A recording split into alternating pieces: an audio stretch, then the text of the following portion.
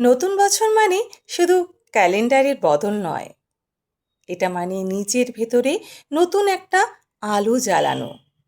এই বছরের শেষ প্রান্তে দাঁড়িয়ে মনে হচ্ছে জীবনের সবচেয়ে দামি জিনিসগুলো কখনো বড় সাফল্যের বা অর্জন নয়, সেগুলো হলো কিছু মানুষ, কিছু সম্পর্ক আর আমার সন্তানদের হাসি। পুরনো বছরটা অনেক কিছু কেড়ে নিয়েছে, আবার অনেক কিছু শিখিয়েও দিয়ে গেছে। হয়তো সব স্বপ্ন পূরণ হয়নি, তবুও আমরা লড়াই করে গেছি, আর সেখানেই আমাদের আসল জয়। তাই পুরনো বছরের কষ্টগুলোকে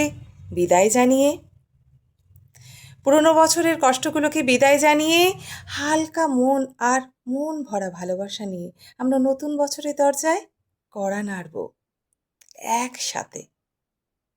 কারণ শেষ পর্যন্ত একসাথে থাকাটাই সবচেয়ে বড় শক্তি, আর ছোট ছোট সুখগুলোই জীবনে সবচেয়ে বড় অর্জন।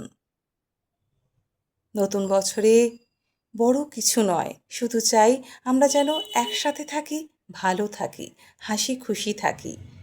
তাই আজ বছরের শেষে একটাই কথা, টাটা পুরনো বছর, আর আবার দেখা হবে আমাদের নতুন বছরে নতুন আলো, নতুন স্বপ্ন নিয়ে।